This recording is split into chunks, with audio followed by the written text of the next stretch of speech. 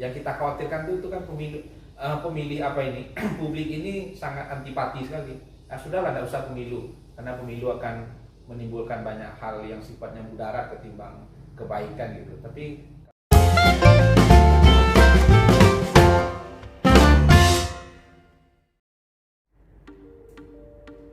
Assalamualaikum warahmatullahi wabarakatuh. Berjumpa lagi bersama saya Afifah Mardian dalam program Bawaslu Kota Payakumbuh, yaitu Bawaslu Mandanga. Pada kesempatan kali ini kita kedatangan tamu spesial yang saat ini menjabat sebagai Ketua Bawaslu Kota Payakumbuh, yaitu Bapak Muhammad Gaddafi. Selamat datang, Pak Ketua. Sedikit informasi tentang beliau. Bapak Muhammad Gaddafi lahir di Sungai Galinding tanggal 10 September 1982 yang saat ini tinggal di Kelurahan Koto Panjang, Kecamatan Payakumbuh Timur, Kota Payakumbuh. Pengalaman organisasi: Ketua OSIS SMK Elektronika Indonesia Bukit Tinggi, masa khidmat 1999 sampai 2001. Ketua Siswa Pencipta Alam periode 1999 sampai 2001. Menteri Informasi Komunikasi Bang Jaya Nusa Padang periode 2004 sampai 2005. Ketua Ikatan Mahasiswa Padang Pariaman STMIK Jaya Nusa Padang tahun 2004 sampai 2005. Sekretaris Ikatan Mahasiswa Padang Pariaman Kota Padang tahun 2006. Pimpinan Umum Tabloid Infoklik tahun 2006 sampai 2009. Presiden Mahasiswa AIM Amik STMIK Jaya Nusa Padang tahun 2006 sampai 2009. Ketua Ikatan Mahasiswa Padang Pariaman Kota Padang tahun 2006 sampai 2008. Koordinator Mahasiswa Anti Korupsi Se-Sumatera tahun 2006 sampai 2007. Sekretaris GP Ansor Kota Payakumbuh tahun 2013 sampai 2014. Sekretaris NU Kota Payakumbuh tahun 2014 sampai 2017. Kemudian pengalaman pekerjaan: pernah menjadi koordinator divisi teknis KPU Kota Payakumbuh tahun 2013 sampai 2016. Ketua KPU Kota Payakumbuh periode 2016 sampai 2018. Dan saat ini menjabat sebagai Ketua Bawaslu Kota Payakumbuh. Kalau dilihat dari biografi Pak Ketua tadi, sepertinya Pak Ketua sudah sangat aktif ya Pak Ketua, dan sudah biasa bekerjasama. Jadi tidak mengherankan jika Pak Ketua berada di posisi saat sekarang ini. Alhamdulillah. Seperti yang telah disampaikan sebelumnya, Bapak Muhammad Gaddafi merupakan Ketua Bawaslu Kota Payakumbuh sekaligus koordinator divisi SDM, Organisasi dan Data Informasi. Maka pada kesempatan hari ini kita akan mengangkat tema Bawaslu Mandanga, yaitu peran SDM dalam pelaksanaan pengawasan pemilu dan pilkada di lingkungan Bawaslu Kota Payakumbuh. Kita langsung saja Pak. Siap. Seperti apakah kinerja SDM khusus di Bawaslu Kota Payakumbuh sendiri, dan apa saja kerja-kerja yang ada di bawah divisi SDM? Terima kasih Bu Afifah Mardian. Beliau ini perempuan yang hebat sebetulnya di Bawaslu, sehingga bisa memaparkan banyak hal dari awal tadi. Nah, apa-apa saja yang mesti dikerjakan di Bawaslu? Tentu banyak hal. Pertama, mengatur lajunya proses pengawasan pemilu dan pemilihan. Nah, di Bawaslu ini kan beberapa divisi, ada SDM, kemudian ada PHL, pengawasan hubungan antar lembaga, humas dan seterusnya. Kemudian ada juga divisi hukum, penyelesaian sengketa. Nah, tentu seluruh SDM-nya mesti mumpuni, seluruh SDM-nya mesti mengerti, paham akan tugas pokok dan fungsi pekerjaan-pekerjaannya. Nah, inilah yang menjadi tugas utama bagian SDM, memastikan bahwa pihak-pihak atau para staf tadi benar-benar mengetahui apa-apa saja yang mesti dia kerjakan berkaitan dengan kelembagaan, baik ke dalam maupun keluar. Kenapa dikatakan sampai keluar? Karena bisa saja nanti para staf ini akan melakukan pengawasan mewakili lembaga di luar, ya sampai di tingkat kecamatan, tingkat di kelurahan kalau kita di PLU, dan melakukan pengawasan. Nah, pengawasan ini kan bermula dari proses pencegahan. Nah, dalam proses pencegahan itu bagaimana mengkomunikasikan banyak hal sehingga maksud dan tujuan dari lembaga bisa diterima baik oleh para pihak, utamanya tentu stakeholder Bawaslu Kota Payakumbuh di Kota Payakumbuh. Nah, kemudian fungsi-fungsi pencegahan ini tentu dilakukan dalam konteks pengawasan. Kemudian nanti juga pada tahap penindakan. Pada tahap penindakan kan SDM-nya juga akan mengatur bagaimana proses awal mulai dari temuan, penerimaan laporan, sampai nanti pada hal-hal pengadministrasian putusan. Nah, itulah kenapa SDM di Bawaslu betul-betul mesti sangat mumpuni. Nah, ini menjadi tanggung jawab bagian SDM secara utuh dan penuh, Bu Afifah. Biasanya kalau untuk menunjang keaktifan staf Bawaslu Kota Payakumbuh baik dalam melaksanakan kegiatan-kegiatan seperti pengawasan, biasanya apa dilakukan sebelum melakukan kegiatan tersebut? Nah, tentu pertama teman-teman ini, para staf sekretariat ini mesti paham dulu aturannya. Nah, aturan itu kan bisa mengacu kepada undang-undang.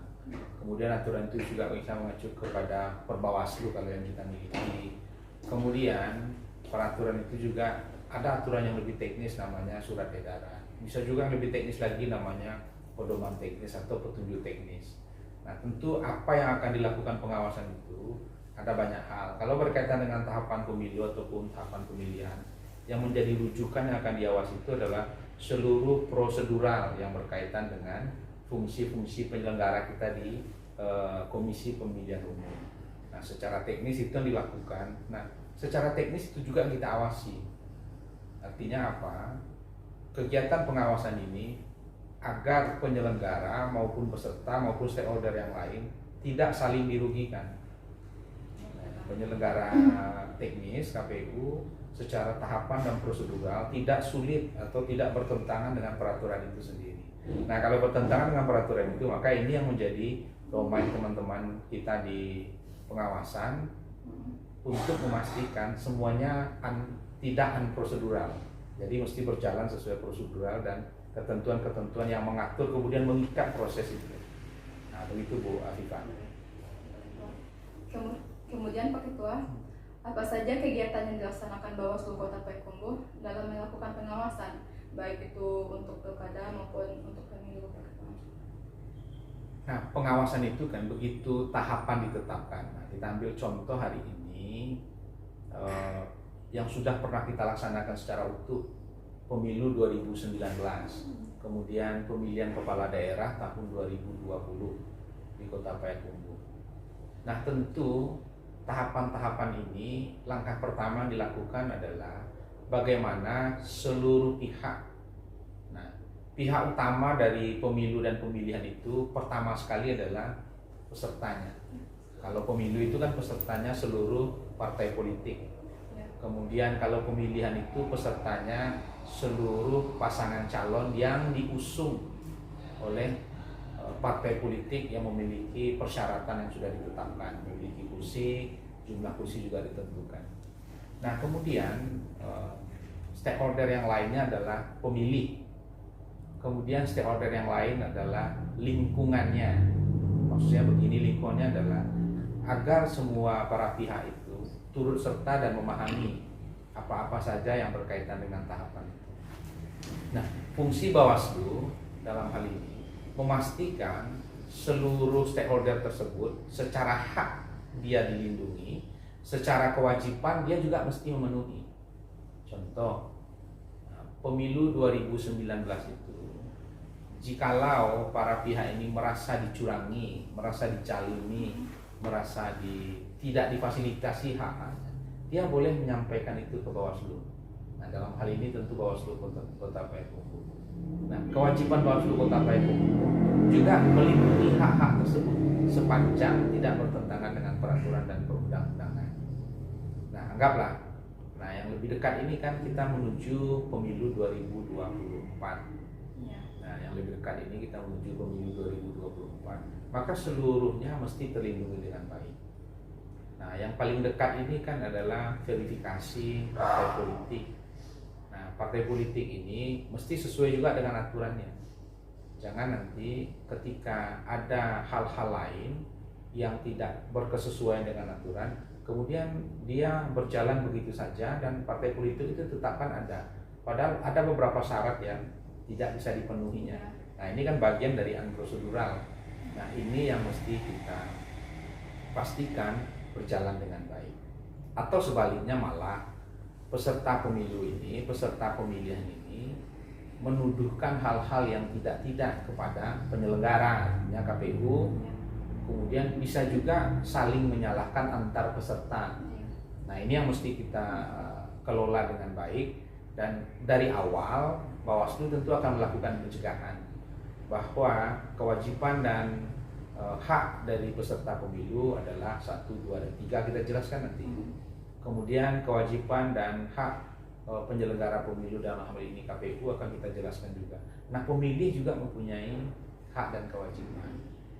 Contoh, pemilih ini kan tidak boleh dipaksa, peserta tidak boleh memaksakan kehendak, pemilih juga tidak boleh memaksakan kehendak kepada peserta.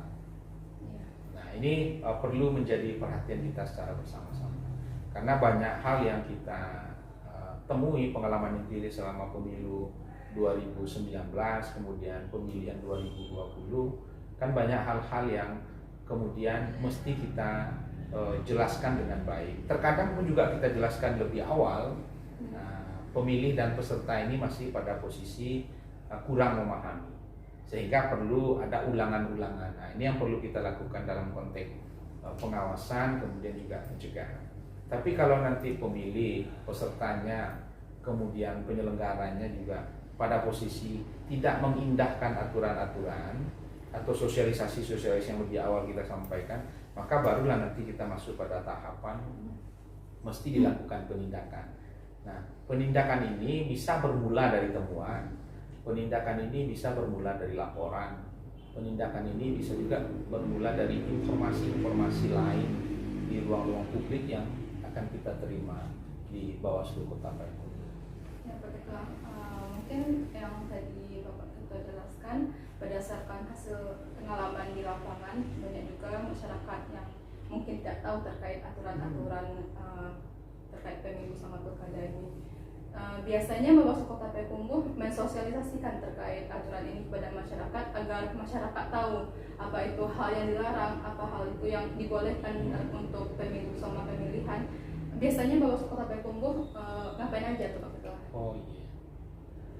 Nah, ini menarik pertanyaan Bu Pipa ini. Kita melakukan sosialisasi itu, kalau kita analogikan sosialisasi adalah bentuk serangan, kita melakukan penyerangan itu melalui udara, kemudian juga darat, kemudian juga laut. Ini menarik juga. Maksudnya begini, hari ini kenapa dikatakan melakukan sosialisasi melalui udara itu? Bawaslu Kota Payakumbuh hari ini memiliki website, kemudian Bawaslu Kota Payakumbuh juga memiliki media sosial. Kita punya Facebook, kita punya Instagram, kita juga punya Twitter, yang setiap hari kita share seluruh apa-apa saja bagian-bagian kegiatan Bawaslu Kota Payakumbuh itu. Yang bersifat informasi, yang bersifat naratif, kemudian yang bersifat kegiatan-kegiatan. Nah, dari waktu ke waktu, kalau bahasa medianya itu kan follower ya, atau pengikut. Dari waktu ke waktu pengikutnya selalu bertambah. Bahwa itu tidak maksimal mungkin. Nah, tentu ada serangan lain. Serang lainnya dalam bentuk darat. Nah, bentar ini kita temu muka ini. Kita bertatap muka, kita bersua, kita bersilaturahmi. Ya bisa di kantor Bawaslu, bisa juga kita adakan di luar kantor Bawaslu. Dan kegiatan-kegiatan ini selalu kita kelola dan lakukan dengan baik. Kemudian serangan yang saya analogikan melalui jalur laut tadi, atau kita istilahkan seperti itu adalah pertemuan-pertemuan informal yang kita bikin di kantor-kantor Bawaslu. Maksudnya informal ini kita punya pojok pengawasan, kita juga punya ruang PPID. Nah, pojok pengawasan ini bisa dimanfaatkan oleh banyak pihak. Karena ini Bawaslu ini kan adalah rumah milik kita bersama dan terbuka untuk siapa saja. Nah, di ruang pojok pengawasan itu nanti ruang kita ada di bawah. Kita sudah melengkapi ya buku-buku, pengetahuan, atau kalau ingin publik itu mengetahui secara langsung, kita akan hadirkan orang yang akan mempresentasikan apa-apa saja informasi yang dibutuhkan oleh publik itu. Publiknya tidak hanya pemilih, peserta juga boleh datang. Pemilih apalagi, kemudian pihak-pihak lain, ya teman-teman media, siapa saja. Nah, kemudian juga melalui teman-teman media, alhamdulillah selama ini terjalin silaturahmi dan hubungan yang sangat baik, sehingga teman-teman media juga ikut menginformasikan, meneruskan apa-apa saja yang menjadi kebutuhan dan harus diketahui oleh ruang-ruang publik. Nah, ini yang selama ini kita lakukan di Bawaslu Kota Payakumbuh. Nah, tentu berangkat dari pemilu 2019, kemudian persiapannya tentu sejak 2018 ya, kemudian 2020 pemilihan. Nah, hari ini di pojok pengawasan itu kita lengkapi seluruh informasi-informasi berkaitan ya pemilu 2019, informasi pemilihan 2020 dalam bentuk video atau visual, sehingga semua orang yang datang bisa nanti melihat hasil pemilu 2019 siapa sih yang terpilih, pemenangnya partainya mana, jumlah suaranya berapa, kemudian setiap dapil itu siapa-siapa saja orangnya, kalaupun ada nanti proses PAW itu juga kita lengkapi. Begitu juga dengan hasil pemilihan kepala daerah tahun 2020, gubernurnya siapa, calonnya siapa, gubernurnya siapa, kemudian suara 1 sampai suara terakhir itu berapa jumlahnya, ada semua. Nah, ini yang menjadi yang kita lakukan. Nah, itu yang saya maksud tadi, yang dilakukan secara informal melalui udara, kemudian juga melalui darat tatap muka, kemudian juga melalui laut tadi dalam konteks suasana-suasana informal yang kita bangun di kantor Bawaslu Kota Payakumbuh. Seperti itu Bu Afifah. Iya, terkait pojok pengawasan tadi Pak Ketua, kan tadi sudah dijelaskan banyak informasi-informasi yang akan didapatkan di pojok pengawasan ini. Mungkin untuk informasi Pak Ketua, pojok pengawasan ini biasanya buka waktu kapan aja Pak Ketua? Nah, pojok pengawasan ini kalau dalam suasana tidak tahapan ya, nah tentu sesuaikan jam kerja, mulai jam 8 pagi sampai nanti berakhir jam kerja kita di jam 4 atau jam 16 waktu setempat.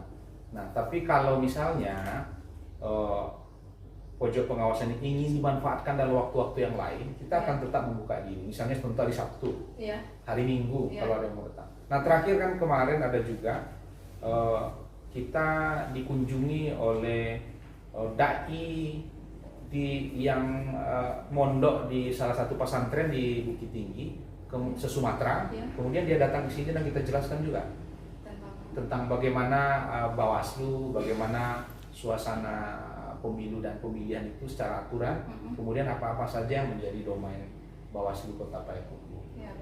Nah, ini salah satu yang menjadi menjadi kekuatan kita. Nah, kan karena kita sadar juga hari ini pemilih pemula itu, atau hari ini orang lebih mengenal dengan pemilih milenial itu kan secara jumlah sangat banyak. Nah, ini perlu kita edukasi lebih awal, dan undang-undang juga membenarkan itu. Kita melakukan edukasi dari awal. Anggaplah contoh hari ini para calon pemilih yang hari ini sedang berkelas di kelas 1 SMA itu, STM atau MAN itu, kan diperkirakan di 2024 dia sudah memilih. Nah, ini kan perlu kita lakukan edukasi lebih awal. Nah, ini yang salah satu pemanfaatan pojok pengawasan itu, Bu Afifah. Terakhir, berdasarkan rakyat dan rapat dengar pendapat Komisi 2 DPR RI dengan Mendagri, KPU RI, Bawaslu sama DKPP RI, penyelenggaraan pemungutan suara serentak untuk Presiden dan Wakil Presiden, anggota DPR RI, DPRD Provinsi, DPRD Kabupaten Kota, serta anggota DPR RI akan dilaksanakan pada tanggal 14 Februari 2024. Iya. Untuk hal ini, apa persiapan Bawaslu Kota Payakumbuh untuk nantinya melakukan pengawasan di tahun 2024 itu, Pak Ketua? Ya, pertama ini sudah menjawab seluruh keraguan-raguan masyarakat Indonesia ya. Karena sebelumnya kan masih ada informasi kemudian perdebatan-perdebatan yang sangat luar biasa. Apakah pemilu ini dan pemilihan ini jadi atau tidak? Sementara menurut undang-undang dan priorisasi secara konstitusi itu kan memang di tahun 2024. Nah, alhamdulillah kemarin sudah ditetapkan melalui rapat dengar pendapat dengan pemerintah, ya KPU, ya Bawaslu, DKPP, kemudian DPR RI bahwa tanggal 14 Februari 2024 adalah hari H pemilihan. Nah, kalau kita mengacu kepada Undang-Undang 7 tahun 2017, dari 14 Februari 2024 itu kalau kita tarik ke belakang, maka semuanya adalah ranah persiapan. Nah, kalau persiapan ini bermula 22 bulan menjelang hari H, berarti nanti diperkirakan jatuhnya adalah di bulan April kan.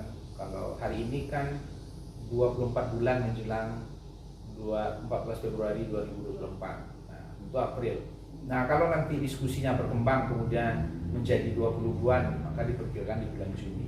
Atau malah diskusinya berkembang lagi, diperkirakan 18 bulan, maka persiapannya menjadi sekitar Agustus atau September.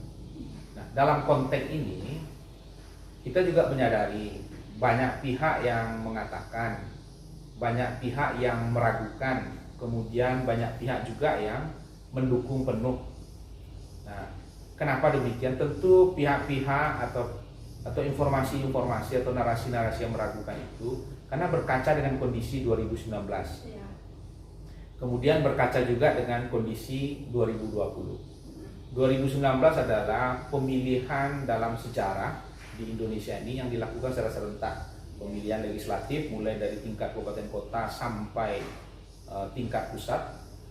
Kemudian pemilihan presiden di saat yang bersamaan. Kebiasaan kita ini kan dipisah.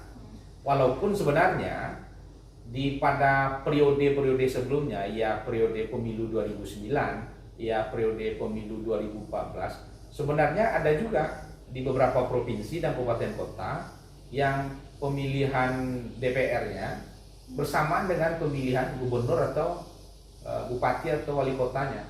Ya. Tapi waktu itu belum dilakukan secara serentak. Nah, sebenarnya kebiasaan kita ini sudah terbangun dari awal. Nah, kemudian kemarin banyak yang menginformasikan soal kematian yang karena faktor kelelahan dan seterusnya. Nah, ini kan tentu ranahnya beda lagi, perlu pengkajian yang lebih jauh. Tapi pada prinsipnya Bawaslu Kota Payakumbuh khususnya saya dan seluruh jajaran tentu hari ini mesti dalam posisi siap. Nah, kita sudah punya pengalaman 2019, 2020 lebih ekstrim lagi sebenarnya.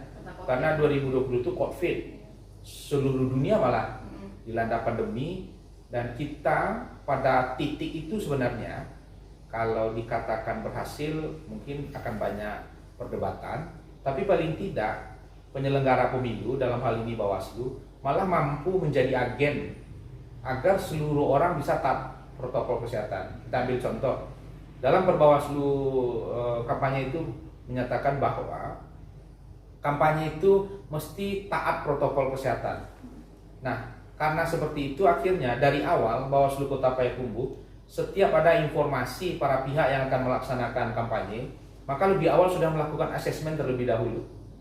Kalau misalnya, anggaplah sekarang ini kan hari Rabu ya, sekarang Rabu, anggaplah nanti kampanye itu dilaksanakan pada hari Jumat. Maka dari hari Kamis itu, begitu Bawaslu sudah mengetahui surat izin kampanye sudah keluar dalam bentuk STTP, kemudian tempatnya sudah diketahui, maka Bawaslu Payakumbuh akan mendatangi tempat tersebut lebih awal, memastikan kepada penyelenggara tempat, pemilik, penyelenggara atau panitia pelaksana kampanye itu agar setiap orang yang hadir mesti taat dengan protokol kesehatan. Ya menggunakan ya tempatnya itu memenuhi standar. Ya, kalau hari ini kan standarnya kalau ruangan itu kapasitasnya sekitar 100 orang, ya paling tidak maksimalnya diisi 60% sampai 70%. 30% lagi mesti tidak ada di dalam ruangan. Ya mesti menggunakan masker. Anggaplah hari ini kita semua sudah pada posisi vaksin yang tahap kedua, paling tidak menjaga jarak. Menjaga jarak, kemudian ya dilengkapi dengan fasilitas hand sanitizer, kemudian ruangannya sudah siap lebih awal. Dan Bawaslu juga diberi kewenangan waktu itu memastikan orang lanjut usia tidak berada di dalam arena kampanye itu. Ya, alasannya. Nah, alasannya adalah ini tentu alasannya ada kaitannya dengan kesehatan. Nah, kesehatannya maksudnya begini. Para ahli mengatakan bahwa orang lanjut usia itu cenderung membawa komorbid, artinya penyakit bawaan yang mungkin proses penerimaan virusnya bisa lebih cepat dibandingkan orang yang tidak memiliki penyakit bawaan. Nah, kita diberi kewenangan sampai ke sana. Nah, itu yang kita lakukan. Makanya seluruh keraguan itu kita jawab dengan melaksanakan pekerjaan ini dengan baik. Dan alhamdulillah di Kota Payakumbuh itu bisa kita laksanakan dengan baik. Setiap kampanye itu kemudian kita ada di dalam. Nah, setiap orang yang tidak memenuhi standar protokol kesehatan itu kita sampaikan kepada panitia, kepada penyelenggaranya agar yang bersangkutan taat dengan aturan. Dan pada awalnya memang ada perdebatan. Kenapa demikian? Di dalam undang-undang itu kan dinyatakan orang lanjut usia itu adalah usia 60 tahun ke atas. Nah, kalau kita di Sumatera Barat waktu pemilihan gubernur kemarin itu kan lebih cenderung banyak mengumpulkan para tokoh yang usianya di atas 60. Tokoh adat, tokoh agama, kemudian ya kalau kita di sini tentu pemangku adat lah. Nah, rata-rata usia pemangku adat itu secara mayoritas biasanya di atas 60. Nah, itu kita ingatkan lebih awal agar kalaupun yang bersangkutan hadir, mohon tidak dalam ruangan itu. Nah, silakan di ruangan terbuka, ya silakan secara teknis nanti penyelenggaranya itu menggunakan sarana speaker atau apa sampai juga kedengaran di sana. Tapi jangan berada di lokasi yang tempat berkumpul itu yang sudah dimasukkan dalam perizinan, karena kapasitas ruangan itu misalnya hanya 100 orang, kemudian ada juga orang berusia lanjut. Nah, pada awalnya kita menjelaskan ini memang terjadi perdebatan, tapi setelah kalau kita di Sumatera Barat ini namanya memasukkan raso, kira-kira kita masukkan raso, kita tanamkan pengetahuan yang kita tahu itu kepada para pihak, dan alhamdulillah kesininya malah lebih lancar. Walaupun kita juga tidak bisa menyangkal sebagian peserta ini pada posisi yang agak membandel, nakal-nakal sedikit lah. Atau kalau bahasa lainnya progresifnya tuh dalam bentuk lain dan bisa kita kategorikan agak nakal-nakal sedikit. Tapi ketika dilakukan pencegahan, ya fungsi kita kan di sana. Kita lakukan pencegahan, kemudian kita sampaikan secara baik-baik. Kalau dia tidak bisa mengindahkan, kita masuk nanti ke ranah penindakan, ya sanksi administrasi, ya sampai nanti pada sanksi pidana. Nah, jadi semua keraguan itu kewajiban kita di Bawaslu Kota Payakumbuh adalah menjawabnya dengan baik, kemudian menyampaikan kepada publik bahwa keraguan itu tidak lagi menjadi keraguan. Nah, ini yang perlu kita lakukan. Makanya sedari awal, semenjak 2022 awal, ini kan sudah berada di Februari kami di Bawaslu Kota Payakumbuh selalu memperkuat ini di internal terlebih dahulu. Nah, kita pastikan kemarin kan sudah diputuskan oleh pemerintah, kemudian KPU sudah menerbitkan bahwa hari H-nya itu dalam bentuk peraturan di tanggal 14 Februari 2024, maka tentu akan berlanjut persiapan lanjutan. Nah, begitu juga nanti di Bawaslu, bisa saja nanti tahapan awal yang kita lakukan adalah memastikan rekrutmen penyelenggara di tingkat kecamatan, kemudian di tingkat kelurahan kalau kita di Payakumbuh. Nah, ini akan kita pastikan orangnya pada posisi yang sehat tentu. Kemudian orangnya memang bisa lebih cepat, lebih cekatan, lebih progresif melakukan pencegahan-pencegahan. Iya. Nah, kan melakukan pencegahan ini akan banyak pihak yang tidak nyaman, itu sudah pasti itu, karena ini merubah kebiasaan yang sebelumnya tidak cuci tangan, kemudian sekarang kita suruh cuci tangan kalau pandemi ini masih berjalan.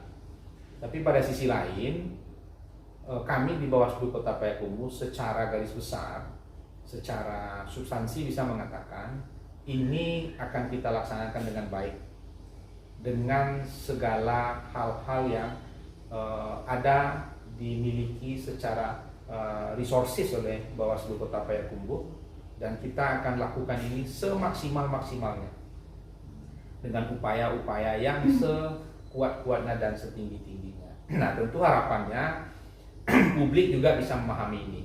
Tapi berkaca 2020 kemarin, saya dan kami meyakini bahwa publik sebenarnya sudah memahami itu. Publik sudah sangat mampu mukhalafah berkaitan dengan protokol kesehatan. Nah, buktinya hari ini publik sudah sangat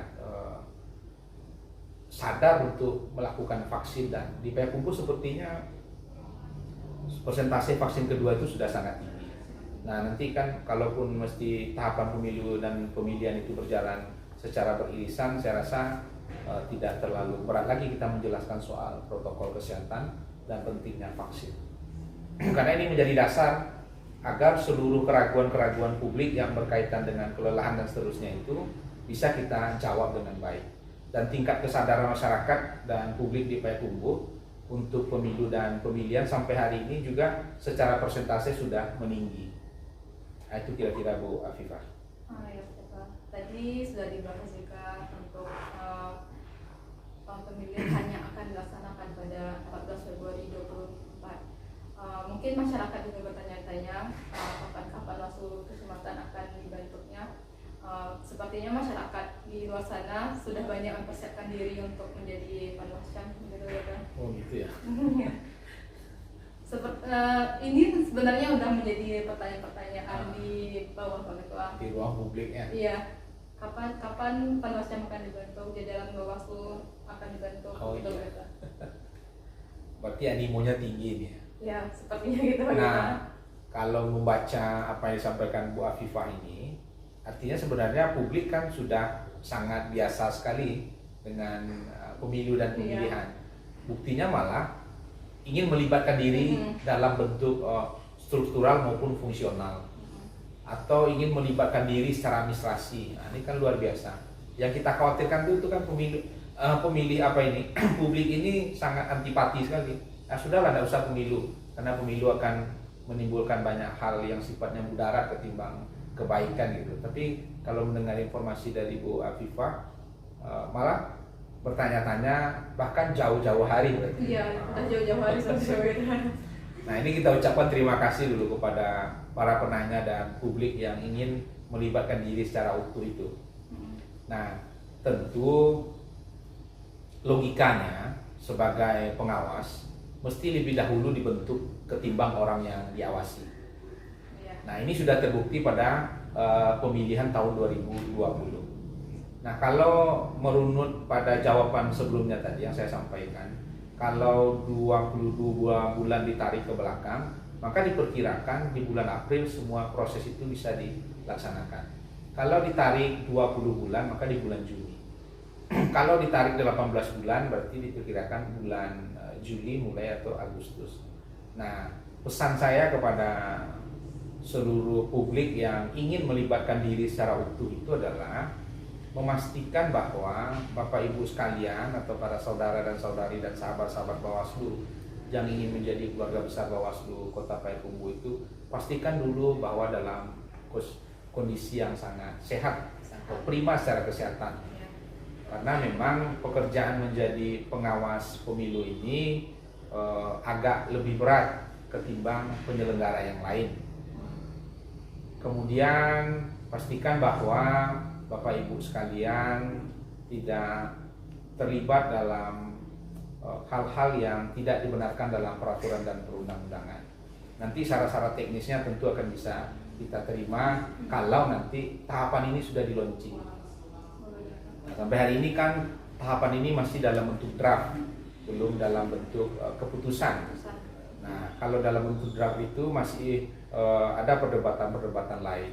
Nah, yang pasti kalau merunut pada tahapan proses penyelenggaraan, tentu hari ini para penyelenggara ya Bawaslu, kemudian KPU dan DKPP pada tahap perencanaan anggaran.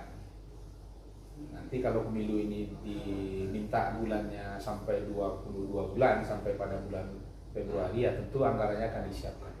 Nah, yang pasti kalau berkaca pada pemilihan 2020, Panwascam kemudian pengawas tingkat kelurahan akan dibentuk lebih awal. Nah, tentu para pihak yang ingin menjadi bagian dari keluarga besar Bawaslu itu sedari dini tentu mempersiapkan, tidak hanya persiapan kesehatan, tentu juga persiapan pengetahuan. Karena semakin kesini tentu akan banyak adendum-adendum soal peraturan, perubahan-perubahan regulasi dan seterusnya. Nah, itu kira-kira buat Viva. Apalagi untuk pelaksanaan pemilu tahun 2024 sepertinya agak berat ya Pak Ketua, karena 2 kali akan melaksanakannya. Nah, akan ada tahapan yang kita pastikan akan beririsan dan bertemu. Nah, bisa saja kalau menggunakan Undang-Undang 10 2016 yang sudah direvisi beberapa kali menjadi Undang-Undang Nomor 6 tahun 2020 itu, bisa saja beberapa tahapan itu kemudian beririsan lebih, ada yang tahapan akhirnya kemudian disambut langsung oleh tahapan awal di pemilihan kepala daerah. Nah, ini kan akan akan melibatkan energi yang luar biasa. Nah, tentu kalau energinya tidak luar biasa dan semangatnya tidak luar biasa, nah, tentu akan jadi persoalan bagi personil yang akan melaksanakannya. Yang untuk Panwascam ini kan karena pemilihannya berbeda hari, maksudnya 1 Februari, 1 lagi 2 November, apakah Panwascamnya juga beda ini Pak? Nah, kalau tahapannya beririsan, kalau membaca hari ini kalau karena tahapannya beririsan, sepertinya kecil kemungkinan dibedakan, karena kan tidak mungkin juga dibedakan, karena yang satu ini belum selesai ini sebenarnya. Nah, kalau nanti 24 Februari itu kemudian November, nah, November itu kalau kita hitung minimal 1 tahun sebelum hari H 27 November itu, berarti kan di November 2023 sebenarnya sudah persiapan pemilihan kepala daerah. Nah, kalau melihat kondisi ini, tentu kecil kemungkinan ini akan berbeda masa rekrutmennya. Bisa saja mungkin disatukan, atau malah dari awal ini, dari pemilu ini, bahwa memang untuk langsung pada pemilihan di bulan November 2024. Tapi untuk kepastian secara regulasi, kita semua kan pada posisi masih menunggu buat FIFA. Sebenarnya diskusi ini masih banyak hal lain yang akan dibahas, namun karena keterbatasan waktu, kita cukupkan sampai di sini dahulu. Yang penting Pak Ketua bersedia untuk memberikan informasi terkait pemilu sama pemilihan. Insya Allah sangat bersedia. Baik di kantor maupun di luar kantor. Apalagi di luar kantor sambil ngopi-ngopi saya juga. Sepertinya Pak Ketua menyanggupi sahabat. Jika ada sahabat Bawaslu yang ingin mengundang beliau, bisa menghubungi saya atau Pak Ketua langsung. Gitu ya Pak Ketua? Boleh. Demikian diskusi kita pada hari ini dalam program Bawaslu Mandangan. Terima kasih atas waktunya Pak Ketua. Sama buat FIFA. Untuk menyemangati pemirsa di rumah, kita beri dulu salam Bawaslu kepada seluruh pemirsa di rumah. Salam awas.